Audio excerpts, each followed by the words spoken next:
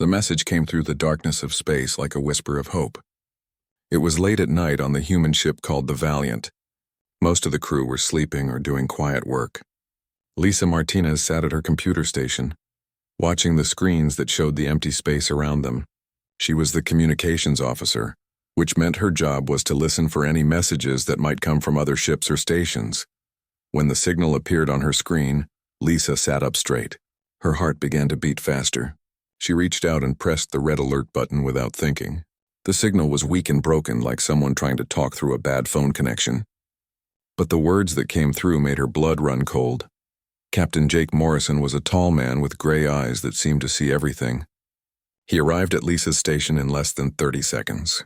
He looked at the screen and read the translated message. The computer had changed the alien words into English, but some parts were missing or unclear. Even so, the meaning was clear enough to understand. The message said that a colony was under attack. It was a mining station, a place where aliens dug valuable metals and rocks from the ground. The message included coordinates, which are like an address in space that tells you exactly where something is. The worst part of the message was when it mentioned children. Someone out there was crying for help, begging anyone who could hear to come and save them. Jake felt his jaw get tight. He knew about the Valesians. They were one of the newer species in the Galactic Union, which was like a big group of different alien races that worked together. The Valesians were peaceful people who loved to trade and mine. They looked strange to human eyes, with bodies that seemed to be made of crystal or glass. They talked by making musical sounds instead of using words like humans did. The problem was that the Valesians had no army. They had no weapons. They were small and fragile, like birds made of glass. If someone attacked them, they had no way to fight back. They could only hide and hope that help would come in time. Jake turned to look at his crew. Lisa was waiting for orders. Ryan Cole, the young officer who managed the ship's navigation, was already at his station. Jake spoke clearly and calmly, even though inside he felt worried and angry. He told Lisa to contact Admiral Chen, who was the boss of all the human ships in this part of space. He told Ryan to figure out how long it would take them to reach the coordinates from the distress call. Ryan's fingers moved quickly over his computer. His face looked serious as he did the math. The colony was 72 light-years away. A light-year is the distance that light travels in one whole year, which is a very, very long way. But human ships could travel through something called slip space, which was like a shortcut through the universe. Even using slip space, it would take 18 hours to get there. 18 hours felt like forever. Jake thought about the families on that colony. He thought about the children mentioned in the message. In 18 hours, many terrible things could happen, but the Valiant was not alone in space. There were other human ships out there doing different jobs. Maybe some of them were closer. Lisa spoke again. Her voice sounded tight and unhappy. Admiral Chen had sent back a message. The Admiral was ordering them to stay where they were and wait. The Galactic Union was sending peacekeepers, which were like space police, but those peacekeepers would take 4 days to arrive. 4 days. Jake felt sick to his stomach. In 4 days, the colony would be destroyed. Everyone there would be dead or taken as slaves. The attackers would be long gone. 4 days was too late. Jake looked at his first officer, Commander Beth Parker. Beth was a smart woman who had served with Jake for many years. They had been through dangerous situations together before. She looked back at him and gave a small nod. They both knew what had to be done, even if it meant getting in trouble later. Jake made his decision. He told Lisa to send a message back to Admiral Chen. The message would say that they had trouble with their communications and did not receive the order to wait. By the time the Admiral got the message, the Valiant would already be on its way to help the colony. Then Jake told Lisa to do something else. He wanted her to send out a special broadcast on all the channels that human military ships used. The message would tell other human ships about the attack. It would include the coordinates. It would say that civilians were in danger and that the human fleet was responding. The crew moved quickly. Everyone knew their job and did it well. Within minutes, the Valiant's engines came to life. The ship shook slightly as the powerful engines pushed them forward. Outside the windows, the stars began to stretch and blur as they entered slip space. The shortcut through the universe had opened, and they were racing toward the colony. All across the area of space controlled by humans, other ships heard the message. A big cargo ship called the New Horizon was carrying supplies to a distant station. When the captain heard about the attack, he changed course immediately. The supplies could wait. People needed help now. A science ship named Copernicus was studying a strange planet. The scientists on board stopped their work when they heard the call. They turned their ship around and headed for the colony coordinates. A military ship called Dauntless was practicing war games with other ships. The captain broke away from the practice and set course for the colony. Training exercises did not matter when real people needed help. One by one, human ships across space made the same choice. They stopped what they were doing and turned toward the colony. Some were warships designed for fighting. Others were cargo haulers or science vessels. It did not matter what kind of ship they were. All that mattered was that someone needed help, and they were close enough to give it. This was something the other aliens in the galaxy did not really understand about humans. Humans came from a planet called Earth, which was one of the most dangerous worlds anyone had ever found. Earth had terrible storms that could destroy cities. It had animals that could kill a person in seconds. It had diseases, earthquakes, floods, and 1,000 other ways to die. But somehow humans had survived. They had learned to work together, to help each other, to protect the weak. On Earth, if someone called for help, others would come running. It did not matter if the person in danger was a stranger. It did not matter if helping was risky. Humans helped because that was what humans did. Now out in space, humans were doing the same thing. A colony of aliens they barely knew was under attack. Those aliens were not human. They did not even look like humans, but they needed help, and that was enough. The human ships came because someone had cried out across the stars, and humans could not ignore that cry. On the bridge of the Valiant, Jake watched the navigation display. The numbers counted down, showing how much longer until they arrived. 18 hours seemed like such a long time. He hoped they would not be too late. He hoped that when they arrived, there would still be people to save. All he could do now was wait and trust that his ship would get there fast enough. Far away from the Valiant, in a clean white building filled with computers and important people, an alien named Thelvas stared at his screen. He worked in the headquarters of the Galactic Union, which was like the government for all the different species in space. His job was to coordinate emergency responses, which meant he decided who should go help when there was trouble. Thelvas looked like a big insect. He had 4 eyes that could see in different directions at the same time. His body was covered in a hard shell, and his mouth had moving parts that clicked when he talked. Right now, those parts were clicking with confusion and worry. His screen showed a map of space. On that map, little dots represented ships. Each dot had a label that told him what kind of ship it was and who it belonged to. What confused him was that many of the dots were moving toward the same place. All of them had labels that said they were human ships. He turned to his assistant, a young alien named Pix, who had feathers instead of fur or skin. Pix's feathers were blue and green, and they moved in ways that showed how he was feeling. Right now they were standing up straight, which meant Pix was nervous. Thelva spoke in a clicking, buzzing voice. He said this was not normal. The Galactic Union had not given any permission for humans to go to the Valesian colony. The colony was not in human territory. There was no reason for human ships to be involved. According to the rules, they should have waited for official orders. Pix made a soft chirping sound. His feathers flattened against his body. He said that humans did not always wait for permission. They had a word for it in their language. They called it initiative, which meant doing something on your own without being told to do it. Humans seemed to think that initiative was a good thing. Thelvas made an annoyed clicking sound. He did not approve of this human behavior. The humans were still new to galactic society. They had only joined the Galactic Union 30 years ago, which was not very long when some species had been part of the Union for thousands of years. The humans were strange creatures from a strange world. Their planet was called Earth, and it was officially labeled as a Class 12 death world. That was the highest danger rating possible. Most planets where intelligent life evolved were safe and comfortable. Earth was neither of those things. Earth had weather that could kill you, huge storms with winds that could pick up houses and throw them through the air, rain that fell so hard it could flood entire valleys, snow and ice that could freeze you solid, heat that could cook you like food. And the temperature changed all the time, from freezing cold to burning hot and back again. The gravity on Earth was incredibly strong. Most species would be crushed if they tried to stand on Earth's surface without special equipment. Humans walked around in that crushing gravity like it was normal. It made them strong in ways that seemed impossible to other species. The oceans on Earth were deep and dark and full of creatures that could kill. Some of them had teeth as long as an alien's arm.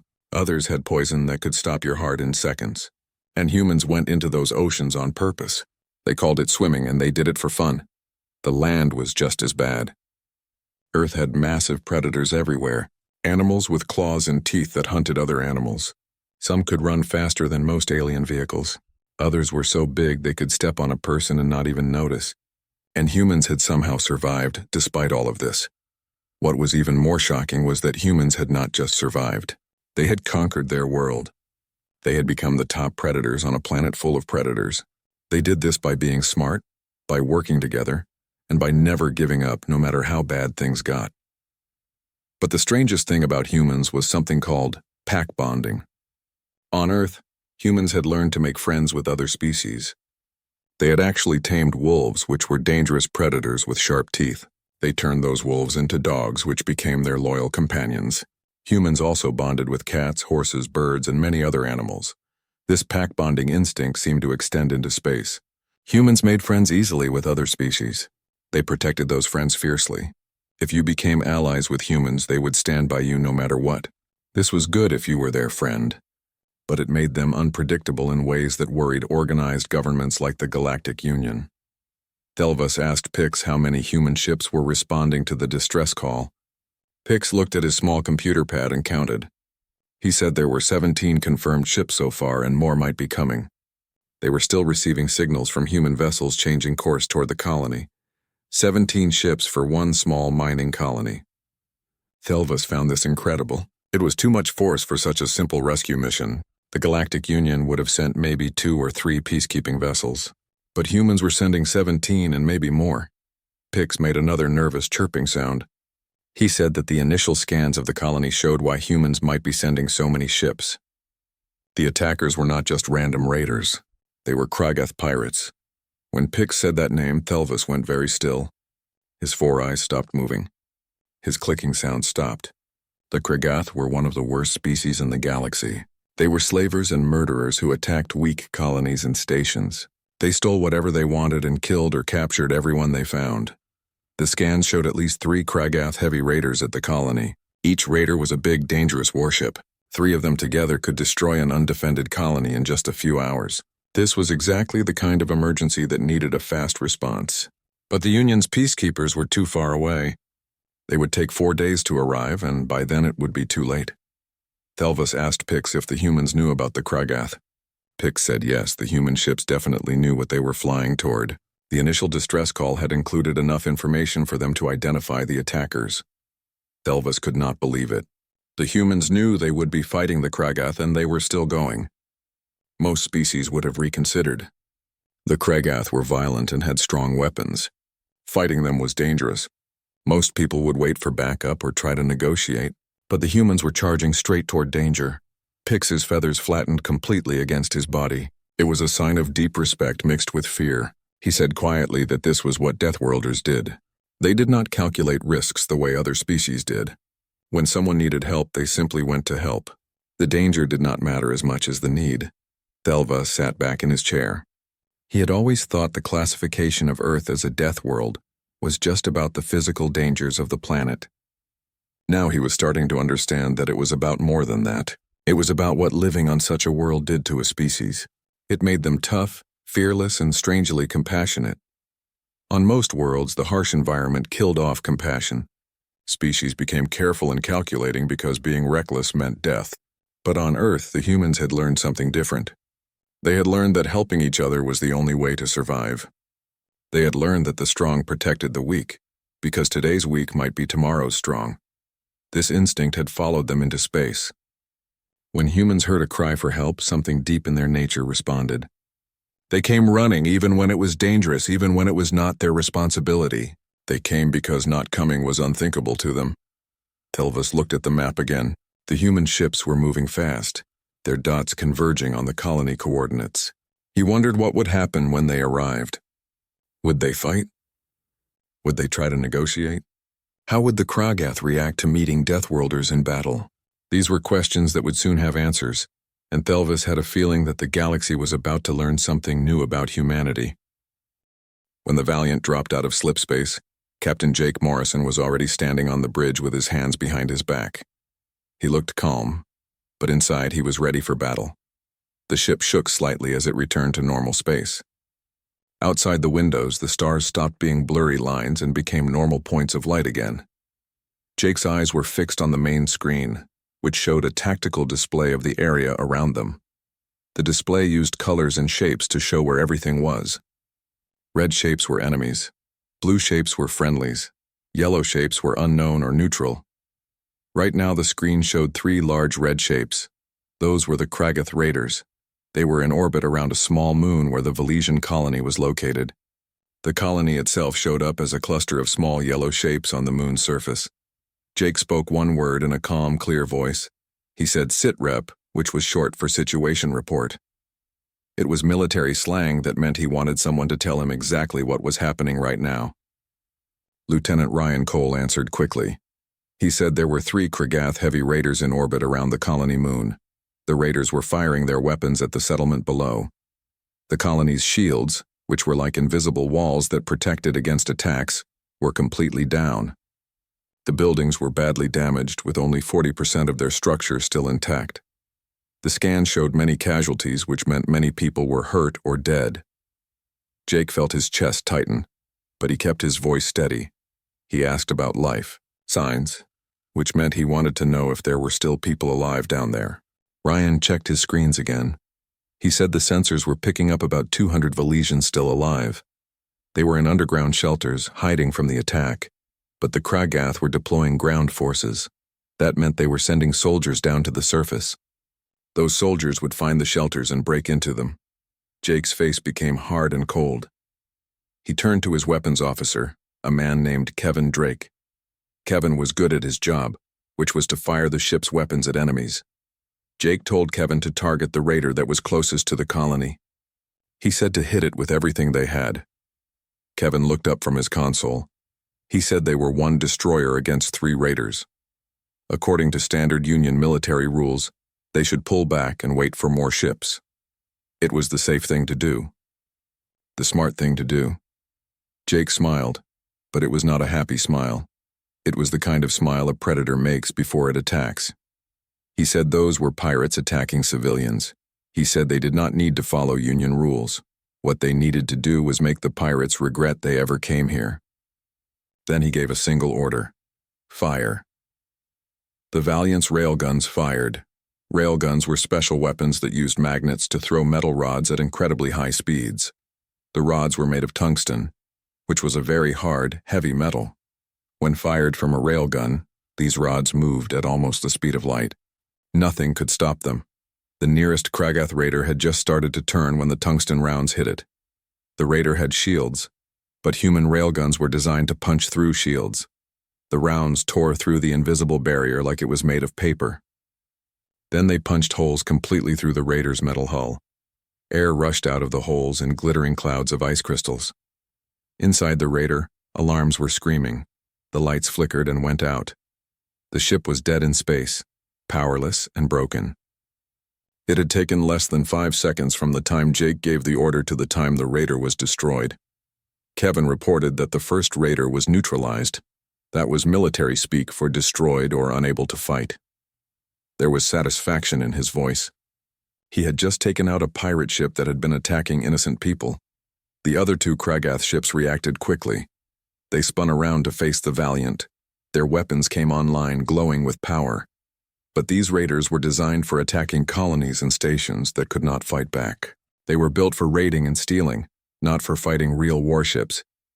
The Valiant, on the other hand, was a human destroyer. It was built specifically for war. Humans had been fighting wars on Earth for thousands of years. They had learned how to build ships that could survive and win in combat. Every weapon, every shield, every system on the Valiant was designed with one purpose in mind: to destroy enemy ships while protecting its own crew. Ryan called out a warning. The raiders were firing back. Plasma torpedoes were incoming. Plasma was super hot gas that could burn through metal. The torpedoes looked like bright streaks of fire racing across the darkness of space. Jake did not look worried. He calmly ordered the point defense systems to shoot down the torpedoes. Point defense was a system of small, fast-firing weapons, designed to destroy incoming missiles and torpedoes before they could hit the ship. The point defense grid came alive with a humming sound. Hundreds of small lasers fired in rapid sequence, each one tracking a torpedo. The lasers were controlled by computers that could aim and fire faster than any human. Most of the torpedoes exploded before they got anywhere near the Valiant. Only 2 made it through the defensive fire. Those 2 torpedoes hit the Valiant's shields. The shields glowed bright where the torpedoes struck, absorbing the energy of the explosions. Then the glow faded. The shields held. The torpedoes had barely scratched them. Jake ordered Kevin to return fire. He wanted a full spread of missiles. Kevin grinned and pressed several buttons on his console.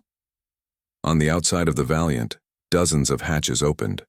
From each hatch, a missile launched.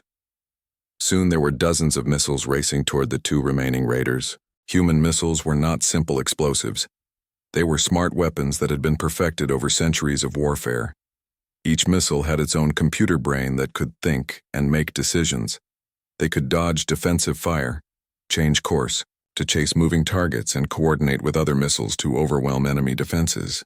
The missiles swarmed toward the second raider like angry bees. The raider tried to shoot them down, but there were too many. The raider's defensive fire destroyed some missiles, but others got through. They hit the raider from multiple angles at the same time. The explosions were bright enough to hurt your eyes if you looked directly at them. When the light faded, there was nothing left of the second raider except floating debris and a cloud of glowing gas. The ship had been completely destroyed. The third raider's captain realized he was in serious trouble. This human ship was more dangerous than anything he had expected. He made a decision to run away. The raider's engines burned bright as it tried to escape at maximum speed. Jake spoke quietly but firmly. He said not to let them get away. If the raiders escaped, they would go back to their fleet and tell them about human weapons and tactics. The Kragath would learn how humans fought, and that information would help them in future battles. It was better if no one survived to report back. Kevin understood. He launched another salvo of missiles. These missiles chased after the fleeing raider. Even at full speed, the raider could not outrun human missiles. The missiles caught up and struck the raider's engines. The raider's engines exploded in a shower of sparks. The ship went dark and dead, floating helplessly in space. It was not completely destroyed, but it could not move or fight. It was finished. Jake told Lisa to open a communication channel to the colony. He wanted to tell them that help had arrived. But before Lisa could do that, new ships appeared on the tactical display. Ryan called out that more ships were arriving. Jake's eyes went wide as ship after ship dropped out of slip space around them. They were all human ships. 16 of them had answered the call. There were destroyers like the Valiant, but also cargo ships that had been fitted with weapons and science vessels that had joined the fleet. Every ship had come to help. Commander Beth Parker stood next to Jake and whistled softly. She said the cavalry had arrived, but they were a little late. All the fighting was already done. Jake smiled, a real smile this time. He said better late than never. They would need all these ships for the rescue operation. There were wounded people on the colony who needed medical help. There were buildings that needed to be stabilized. There was work to do. He ordered the fleet to send medical teams down to the colony and to begin search and rescue operations. The underground shelters looked like a disaster area. Parts of the ceiling had collapsed from the bombing above. Dust filled the air, making it hard to breathe. Emergency lights cast strange shadows on the walls. Human Marines in their heavy armor moved carefully through the debris looking for survivors. The Marines looked like giants next to the Valesians. Each Marine wore powered armor that made them even bigger and stronger than normal. The armor was painted in dark colors and had lights mounted on the shoulders. When the Marines moved, the armor made soft whirring sounds from the motors that helped them move. Dr. Amy Clark moved through the shelters with her medical kit. She was not wearing armor like the Marines. She wore a regular uniform with a red cross on the sleeve that showed she was a doctor. She had to move carefully, stepping over broken pieces of the ceiling and avoiding sharp edges. Amy knelt down next to a young Valesian child. The Valesians looked very different from humans. Their bodies seemed to be made of crystal that caught the light and split it into rainbows. They were small and delicate, about the size of a human child even when they were adults. This one was clearly young, maybe the equivalent of a 7 or 8-year-old human. Amy used her medical scanner to check the child. The scanner was a small device that could see inside a body and find injuries. The screen showed that the child had several broken bones and was bleeding internally. These were serious injuries that needed immediate treatment. Next to the child was an adult Valesian. Amy's translator told her the adult's name sounded like Singing Crystal in English. The adult was the child's guardian, something like a mother or father. Singing Crystal watched Amy with large, scared eyes. Those eyes were like prisms that reflected light in beautiful patterns, but right now they were filled with fear. Amy spoke softly and gently. She said it was okay, that they were here to help. She promised that the child would be fine. The translator changed her words into the musical tones that Valesians used to communicate. Singing Crystal made a sound like wind chimes in response. Amy worked quickly and carefully. During the long journey to the colony, all the human doctors had studied Valesian biology. They had learned how Valesian bodies worked, what medicines were safe to use, and how to treat their injuries. Amy came prepared with the right equipment and knowledge. She used special bandages that would help the bones heal. She gave the child medicine that would stop the internal bleeding. The Valesian biology was delicate and different from human biology, but Amy had learned well. Her hands moved with confidence as she stabilized the child's condition. A Marine appeared next to Amy. His name tag said Hughes. His armor was scratched and dented from moving debris. He told Amy there were more wounded people in the next chamber. He asked if she could come help them. Amy nodded. She carefully handed the stabilized child to one of her nurses, giving clear instructions on what to do next. Then she followed Corporal Hughes deeper into the shelters. For hours, Amy worked without stopping. She moved from patient to patient, treating wounds, setting broken bones, and saving lives. The work was exhausting, but she kept going. Around her, other human doctors and nurses were doing the same thing. They had brought portable medical equipment that could treat dozens of patients at once. As she worked, Amy noticed something interesting about how the Valesians reacted to the humans. At first they were afraid. This made sense because the humans were so much bigger. Even without armor, humans were tall and strong compared to the delicate Valesians.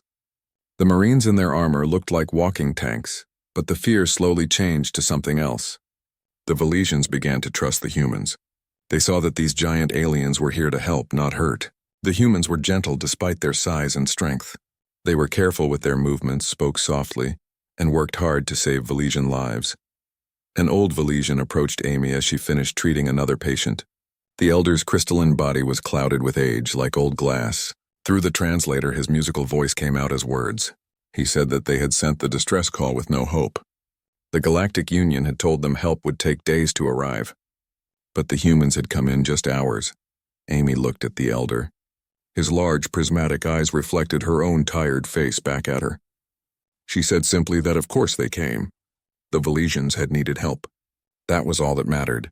The elder made a sound that the translator struggled to interpret. It might have been laughter or perhaps crying or some Valesian emotion that had no human equivalent. He said that other species would have calculated the risks and costs. They would have waited for proper authorization and followed procedures. But humans, the Deathworlders, had simply come when they were needed. Amy did not really understand why the elder seemed so surprised. She just shrugged and said that was what neighbors did. Then she moved on to help the next patient. There were still many people who needed medical attention. High above the colony, in orbit around the moon, Captain Jake Morrison stood on the bridge of the Valiant. He was reading casualty reports on his screen. The numbers told the story of what had happened here. They had saved 187 Valesians. That was good. That was many lives rescued. But 23 Valesians had died before the humans arrived. 23 people who might have lived if the Valiant had gotten here a few hours earlier. Those deaths weighed heavily on Jake's heart. Lisa Martinez spoke from her communication station. She said they were receiving a transmission from Galactic Union headquarters. Coordinator Thelvas wanted to talk to Jake. Jake straightened his uniform and told Lisa to put the call through. The insect-like face of Thelvas appeared on the main screen. His 4 eyes looked at Jake and his mandibles clicked as he spoke. He said he had been instructed to deliver an official reprimand. Jake had taken unauthorized military action without permission. This was against the rules.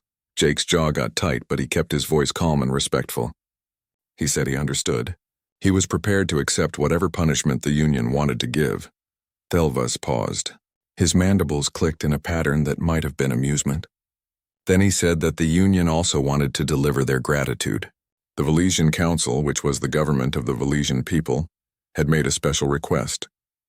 They wanted their colony to be placed under human protection. Jake's actions that day had demonstrated why the Valesians felt this way. Humans had proven they would come when called. They would fight to protect those who could not protect themselves. Thelvas said congratulations were in order. Jake had just acquired humanity's first protectorate outside the human home system. The bridge crew started cheering, though they kept it quiet and controlled. This was an important moment. It meant that other species were starting to trust humans with responsibility. Jake allowed himself a small smile. He told Thelvas that humanity would be honored to watch over the Valesian colony. Thelvas made another clicking sound. He said there was one more thing. The Galactic Union Council was calling an emergency session. They wanted to discuss formal protocols for human intervention in crisis situations. Jake's tendency to charge into danger without waiting for permission had caught everyone's attention. Jake replied diplomatically that he and other human leaders would be available to discuss terms. He tried to sound official and proper. After the transmission ended, Commander Beth Parker came to stand beside him. She asked quietly if he thought the Union would try to control human actions more strictly. Jake shook his head slowly. He said they could try, but they did not understand yet. This was not about military rules or political strategy. This was about who humans were as a species. When someone called for help, humans answered that call. It was built into human nature. It was as simple as that, and no amount of rules or procedures would change it. 6 months passed since the incident at the Valesian colony. In that time, the galaxy had changed in ways that nobody could have predicted. The story of how humans responded to the distress call spread through the Galactic Union like wildfire. Traders carried the story from station to station. Diplomats discussed it in official meetings. The Valesian survivors told anyone who would listen about how the Deathworlders had saved them. Every species in the Union heard the tale, and it changed how they thought about humans. In the Grand Council chambers where the leaders of different species met, the attitude toward humans had shifted dramatically. Species that had previously looked at humans with suspicion or fear now regarded them with something that looked like awe and respect. The word Deathworlder had taken on a new meaning. Before, it had just been a label for the dangerous world that had created humanity. Now it meant something more. It meant protector. It meant guardian. It meant the ones who would come when all others held back. It meant the species that answered cries for help without counting the cost. Commander Beth Parker stood in the observation lounge of a newly built space station.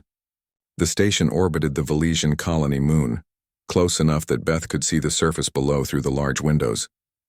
The colony was healing. The destroyed buildings had been rebuilt using human engineering techniques. New structures stood where old ones had fallen. The colony looked different now. It was stronger, better protected. Human-designed defensive systems surrounded it. Ships patrolled overhead constantly. The Valesians would never be defenseless again. A voice spoke behind Beth. She turned to see Ambassador Claire Donovan approaching. Claire was new to this sector of space. She had been assigned the job of managing the growing number of species that wanted human protection. It was turning out to be a very busy job. Claire was carrying a data pad, which was a flat computer screen that she could carry around. She handed it to Beth and said that 17 more requests had come in just this week. Beth took the pad and scrolled through the list of requests. There were colonies on the edge of known space asking for protection. There were trade stations in areas where pirates operated, begging for human ships to patrol nearby. There were even some wealthy core worlds, the safe and established planets near the center of the Union, requesting human security advisors. Everyone wanted a piece of the human fleet now. Beth looked thoughtful as she read through the requests. She said they did not have enough ships to cover all of this. Not yet, anyway. The human fleet was good, but it was not infinite. There were limits to how many places they could protect at once. Claire smiled and said the United Nations was authorizing new construction. The UN was Earth's government, the organization that spoke for all of humanity. They were approving the building of 50 new destroyers, twice that many smaller frigates, and a whole fleet of rapid response carriers. The program had a name. They were calling it the Guardian Initiative. Beth repeated the name slowly. Guardian Initiative, she smiled. It had a nice ring to it. The name said exactly what the program was about. Humans would be guardians for those who needed protection, Claire continued explaining. She said it was not just about military protection. Humans were establishing medical outposts on vulnerable colonies. They were offering training programs to teach other species how to defend themselves. They were setting up technology exchanges where humans shared their knowledge with allied species. The other species in the galaxy were starting to understand what it meant to have humanity as a neighbor and friend. Beth looked back out the window at the colony below. She could see construction crews working on the surface. Some were human, wearing protective suits. Others were Velesian, their crystalline bodies catching the light. They were working side by side, building something new together. Beth said that Jake Morrison had started something important that day when he decided to respond to the distress call. He could not have known how much it would grow, how it would change the relationship between humans and the rest of the galaxy. Claire asked where the good captain was now. Beth replied that Jake was training new crews. Every captain in the human fleet was being briefed on the new protocols and procedures. If humans were going to be guardians for half the galaxy, they needed to do the job properly and professionally. Far across the galaxy, in a dark and dangerous corner of space, a Kragath warlord named Thrak sat on his throne. Thrak was a large, brutal creature with thick scales and sharp teeth. He was listening to reports from his surviving raiders with growing concern and anger. The attack on the Velesian colony had been meant as a simple raid. The Kragath had done thousands of raids like this before. They would attack a weak colony, steal what they wanted, and capture the survivors to sell as slaves. It was supposed to be easy. Instead, it had turned into a disaster. One of his lieutenants was giving a report. His voice trembled with fear as he spoke. He said the humans had destroyed 3 Kragath raiders in just minutes. The humans had not tried to negotiate or talk. They had not warned the Kragath to leave. They had simply attacked like predators defending their territory. The violence had been swift, efficient, and overwhelming. Thrak rumbled in confusion. He said the Velesians were not human territory. They were not even the same species as humans. Why would humans fight so hard to protect aliens they barely knew? Another lieutenant spoke up. He said the humans did not seem to care about that distinction. Reports from across the galaxy indicated that humans were extending protection to anyone who asked for it. The Galactic Union was calling it the Deathworlder Doctrine. It meant that humans would respond to threats against any species, not just their own. Thrak sat back in his throne, thinking about what this meant. For centuries, the Kragath had been successful because they preyed on the weak. The strong species either could not or would not intervene in time to stop Kragath raids. The Galactic Union's peacekeepers were always too slow, too careful, too bound by rules and bureaucracy. But the humans operated on different principles. They did not wait for permission. They did not calculate costs and benefits. When they heard a cry for help, they simply came. They were fast, violent, and effective. This made them very dangerous to pirates like the Kragath. Thrak made his decision. He ordered his forces to pull back from any area protected by humans. He told his lieutenants to send warnings to other Kragath warlords. The message was clear. The galaxy had new apex predators, and they were not interested in sharing their hunting grounds. Back on the Valiant, now stationed permanently at the Velesian colony, Captain Jake Morrison was reviewing fleet composition reports. These reports showed how many ships humans had and where they were located. 6 months ago, 17 ships had answered his call for help. That had seemed like a lot at the time. Now humanity had over 100 vessels dedicated to the Guardian Initiative. More ships were being commissioned and built every month. The fleet was growing rapidly. Lisa Martinez appeared at Jake's office door. She said there was a transmission coming from Earth. Admiral Chen wanted to speak with him personally. Jake straightened his uniform and told Lisa to put the call through. Admiral Chen's face appeared on Jake's screen. She was a serious woman who rarely smiled. Her expression was hard to read. She began speaking in a formal tone, saying that Jake's actions 6 months ago had been reviewed by the UN Security Council. Jake felt nervous. His unauthorized intervention had technically been a violation of protocol. He had disobeyed orders from his superior officer. That was a serious offense that could end his career. But then Admiral Chen's stern expression softened slightly. She said that while his actions were technically against the rules, the Security Council had decided that the results spoke for themselves. Jake had saved nearly 200 lives and established a new era of cooperation between humans and other species. Jake felt relief wash over him. He thanked the Admiral, but Chen told him not to thank her yet. The Security Council was promoting him to Commodore, which was a higher rank. They were also giving him command of the Guardian Fleet's 3rd Division. 40 ships, Admiral Chen said. Jake's call for help had brought 17 ships to the Valesian colony. Now he would be responsible for 40 ships. It was a huge increase in responsibility. Jake said he understood and promised that he and his crews would be ready for the challenge. Admiral Chen smiled, which was a rare sight. She said she knew he would be ready. Then she mentioned one more thing. The Valesian Council had a gift for Jake. They had renamed their rebuilt colony. It was now called New Hope. The Valesian said the name was a reminder of what humanity represented to them and to other vulnerable species across the galaxy. After the transmission from Admiral Chen ended, Jake Morrison walked to the viewport in his office.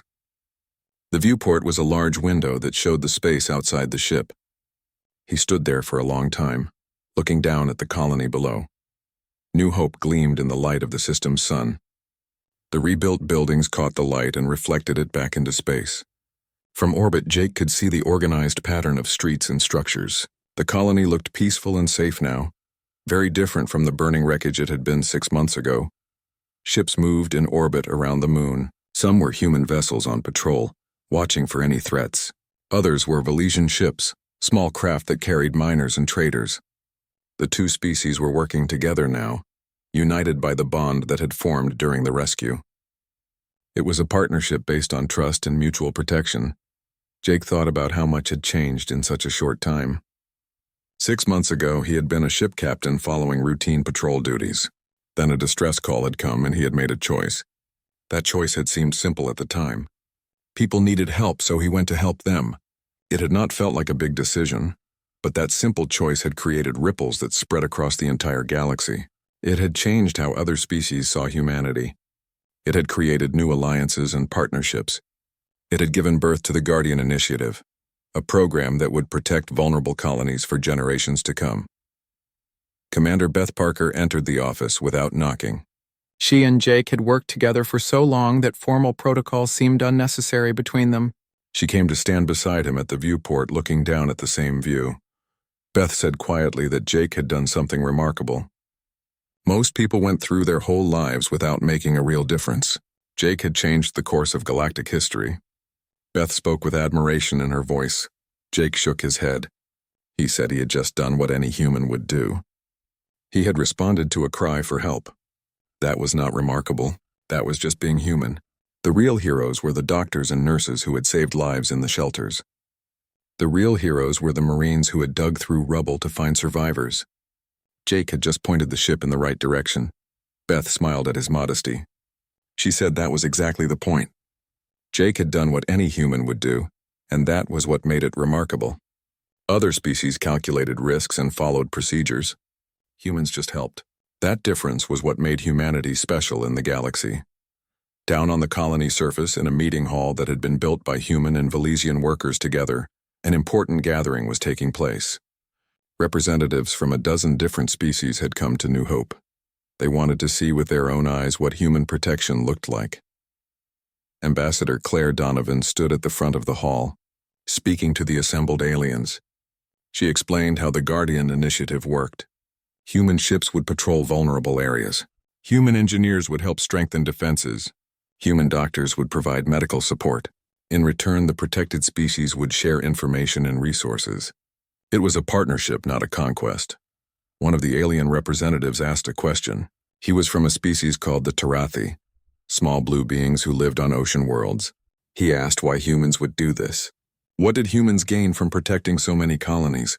What was the real cost that protected species would have to pay? Claire thought about how to answer. Finally, she said that humans did not think about protection in terms of profit or gain. On Earth, Humans had learned that communities survived by helping each other. The strong protected the weak because someday the strong might become weak and need protection too. It was about building a safer galaxy for everyone, not about getting rich or powerful. The Tarathi representative looked confused, as if this answer did not make sense to him. But an older alien in the back of the hall spoke up. She was Valesian, one of the elders who had survived the attack. She said she could answer the question better than the ambassador could. The elder moved to the front of the hall. Her crystalline body was old and clouded, but she stood tall. She said that when the Kragath attacked, her people had called for help.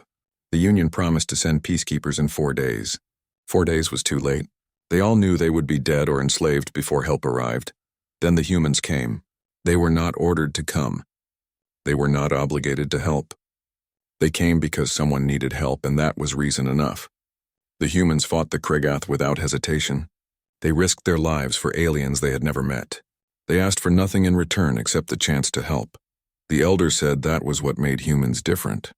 They came from a world so dangerous that cooperation was the only way to survive. They had learned that the strong must protect the weak, not exploit them. This was not a business transaction to humans. It was simply the right thing to do. The hall was silent after the elder finished speaking. The representatives from various species looked at each other. Some seemed to understand. Others still looked confused. But all of them were thinking about what they had heard. That night, as the alien representatives departed to return to their home worlds, many of them filed formal requests for human protection. They had seen New Hope with their own eyes. They had heard the testimony of the survivors. They wanted the same security for their own people. In the weeks and months that followed, the Guardian Initiative continued to grow. New ships were commissioned. New bases were established. New partnerships were formed. The human fleet spread across the galaxy like a protective net, watching over colonies and stations that had once been vulnerable to pirates and raiders. The Kragath and other pirate groups found that their traditional hunting grounds were no longer safe. Attacking a colony might bring a human response within hours instead of days. The pirates began to retreat to the darkest corners of space where even humans rarely ventured. In the Galactic Union Council chambers, debates raged about the growing human influence. Some species worried that humans were becoming too powerful. Others argued that human protection was exactly what the galaxy needed. The debates would continue for years, but the reality was clear. Humans had changed the balance of power in the galaxy, not through conquest, but through compassion. 1 year after the incident at the Valesian colony, Commodore Jake Morrison stood once again at a viewport, but this time he was on a much larger station. The Guardian Initiative's main headquarters orbited a neutral star system, a place where representatives from dozens of species could meet safely. Jake watched ships coming and going from the station. Human vessels mixed with alien craft of all shapes and sizes. The station was busy with activity, a hub of cooperation and mutual protection. Lisa Martinez approached him with a report. She was no longer just a communications officer. She had been promoted to as chief of staff, helping to coordinate the activities of 40 ships across multiple star systems. She handed him a datapad showing the latest statistics. The numbers were impressive. In 1 year, the Guardian Initiative had prevented 37 attacks on colonies. They had rescued over 2,000 people from pirate raids. They had established medical outposts on 15 worlds. They had trained security forces for 20 different species. The impact was measurable and significant, but Jake knew the real impact could not be measured in numbers. The real impact was in the changed attitudes. Species that had once been afraid to venture far from their home worlds now explored with confidence. Traders moved freely through areas that had once been pirate territory. Children grew up on colonies that were safe and protected. The galaxy had learned an important lesson.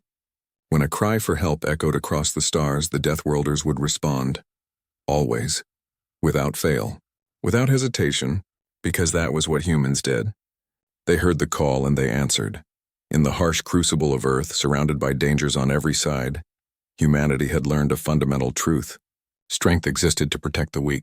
Power meant nothing if it was not used to help others. These were not just nice ideas or philosophical concepts. They were survival strategies that had been tested over millions of years of evolution. Now that humanity had reached the stars, they brought these lessons with them. The galaxy was learning what it meant to have Deathworlders as neighbors. It meant safety. It meant protection. It meant that no cry for help would go unanswered. Jake looked out at the stars beyond the station. Somewhere out there in the vast darkness of space, there were colonies and settlements where people lived their daily lives. Some of them were human. Most were not. But all of them slept a little easier knowing that if danger came, if they needed help, they could call out across the stars, and the Deathworlders would come. They would always come, because that was what humans did. They protected. They defended. They stood between the innocent and those who would do them harm. It was not about glory or profit or power. It was about doing what was right. The story that had begun with a single distress call and one captain's decision had become something much larger. It had become a promise, a guarantee, a fundamental change in how the galaxy worked. Across the vast emptiness of space, wherever there were those in need, there would be Deathworlders willing to risk everything to answer their call. The Guardian fleet stood ready, watching, waiting, prepared to respond at a moment's notice. Because